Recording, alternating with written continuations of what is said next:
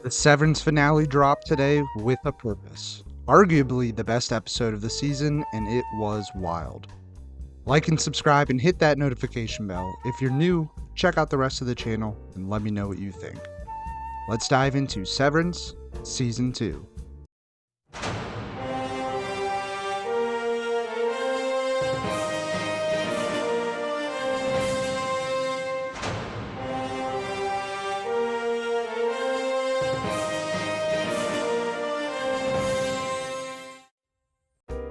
Before we get started, just an update. I've started a podcast called Basement Boys with my co-host Mac.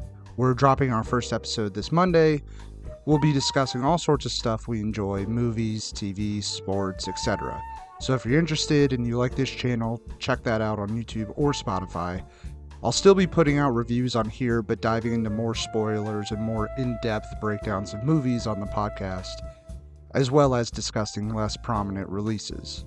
Alright, let's talk about Severance Season 2, because I have some thoughts. I enjoyed this season, but I don't think I enjoyed it quite as much as the first, though it is still very good. This show's concept alone elevates it because it's so unique and there's just so much mystery built into the core narrative that it's hard not to turn away, even if the first handful of episodes this season felt a bit slow and meandering. That being said, the latter half of this season matched the highs of Season 1 for me, and may even have exceeded them. Mark and the Severed Floor are back as they attempt to grapple with the revelations as well as the ramifications of their actions from Season 1. Each team member gets a pretty compelling narrative thread this year. Mark continues his mission to try and uncover the whereabouts of Miss Casey/Gemma, while also exposing Lumen's misdoings. Speaking of Gemma, we get more extensive looks at her and Mark's history together. They were married for 4 years and tragically lost a child. And it's alluded to that she signed up for some sort of fertilization procedure under Lumen's banner. It's not confirmed, but it seems like she signed her life away somehow to Lumen. Since having her death faked by Lumen, she's being kept inside of the facility and been experimented on with Mark's work on the Cold Harbor file, directly correlating to her experiments. Ellie gets temporarily reintegrated to allow her Audi to infiltrate the group and gain intel on their plans and goals, even sleeping with any Mark unbeknownst to him. The real Helly and Mark finally admit their feelings and fall in love, ultimately complicating Mark and Gemma's situations. Dylan's Innie gets to meet his Audi's wife, and the two begin an affair, which is just crazy to think about, and Irving is fired from his position and pursues a relationship with Bert outside of the Severed Floor, until Bert unfortunately confesses that they can't be together and sends him away. I think all of the storylines this season have continued to grow and move in very interesting ways beyond what I had anticipated.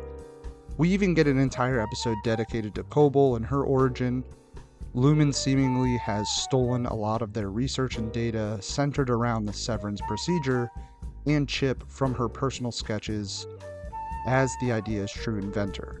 She obviously harbors much disdain toward Lumen now and eventually helps Mark and Devin devise a plan to rescue Gemma, but I'm still interested to see what her true intentions are because her character has played on both sides of this conflict, so it's hard to tell. And a lot of that is a testament to Arquette's performance.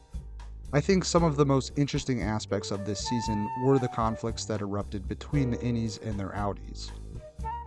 Dylan grows jealous and resentful of his Audi as his wife has fallen for his Innie, viewing him as the old Dylan she once loved and the reliable provider of their marriage, which causes the two of them to squabble over Innie Dylan giving up his position at Lumen due to his despair from Gretchen ending their visits.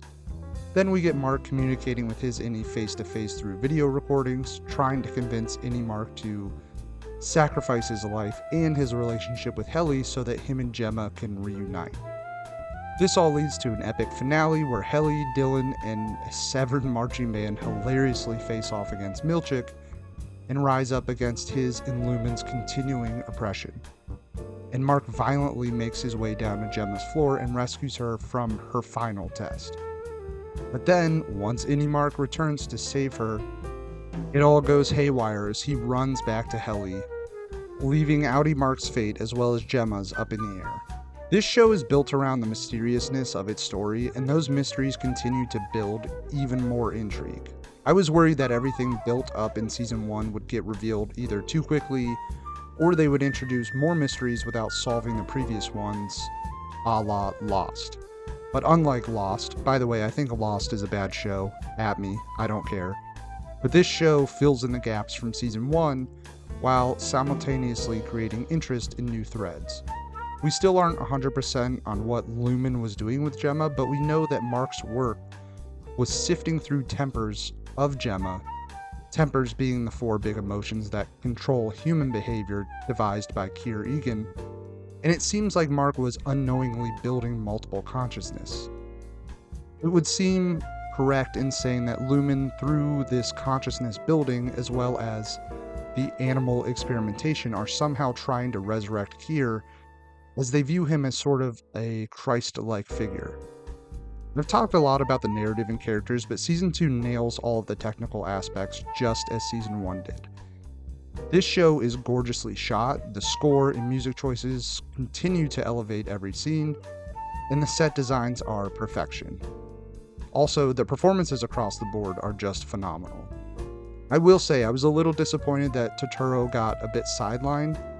They do pick up with his story, and it's still enjoyable, but when you compare it to the rest of the show and what the rest of this cast gets, his thread just sort of seems like an afterthought. While I found more enjoyment towards the end of Season 2 than I did in its first handful of episodes, it still holds a spot among the best shows on TV. The thrilling experience of unraveling this complex web that Lumen has sewed is reason enough for one to enjoy this series. The cinematography, set design, performances, music, they only just bolster this already captivating narrative. I just wish this second season would have had that gripping feeling for its entire run, but hey, we got there in the end, and that finale was insane. Knowing where we left off, I will be waiting impatiently for Season 3. I don't know how much mystery building this team will be able to accomplish without this show starting to feel tiresome or stale, cough cough, Lost. But if the setups and payoffs continue down this current track that they're on, I will continue to tune in to watch.